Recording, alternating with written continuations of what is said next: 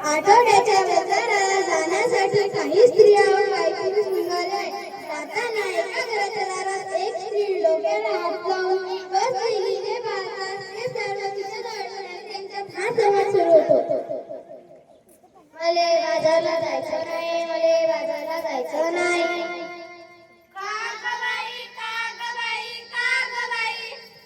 नगबाई नगबाई नगबाई का बरं जायचं नाही? कारण काय सांगशील की नाही? अहो बाजार जायचं कशाची करायची? कशा अहो मंडळी डाळ तांदूळ साबण कपडे काय लागतं आपल्या संसाराला? मग त्या समजा घेऊन एकीच्या अवघड काय? अरे आणू कशा ठेवू कशा? आता तर समजा वस्तू केली नाही कोणती दिसत नाही. आधी घोटाळा होय.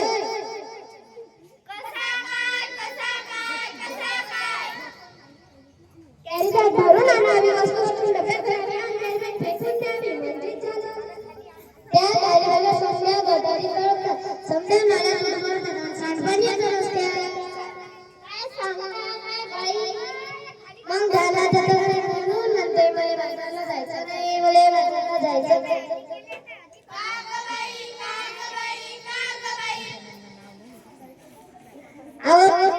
दुधाची म्हैस आता तिला काय झालं? मला सोडून गेली. कुठं? जंगलात की अरण्यात? नाही होती, मरून गेली.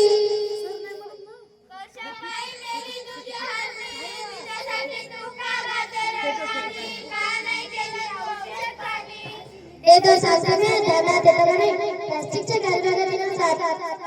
तिच्या पोटात गेलं म्हणून तिचं मरण उडवलं. तिचं बिचार पूर्ण रडलं.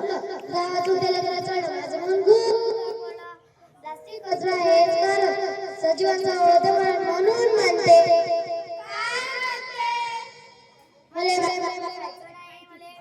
जायचं नाही. सरकारने काढलाय आदेश प्लास्टिक नका वापरू. हेच त्याचा विषय सजीवांना वाचवूया हा दिलाय संदेश. पेपरातली बातमी वाचली की नाही आता तरी तुम्ही आमचा चांगले बाबा सांग मला आठवत नाही पेपरात आलंय तरी काय? त्या समुद्र किनाऱ्यावर काय झालं? समुद्र किनाऱ्यावर त्या समुद्र म्हणून पडली बिचारी 2000 त्याच्यासाठी डोल्यातून वाहतात.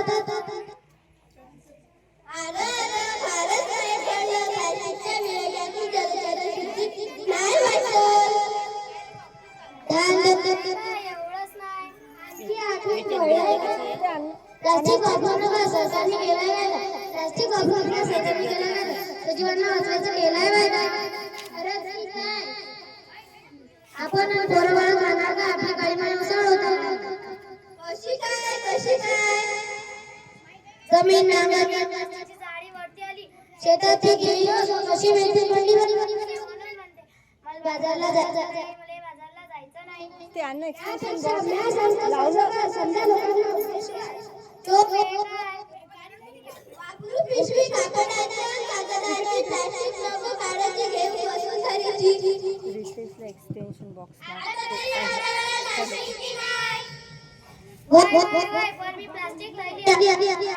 चार्जिंग संपलं.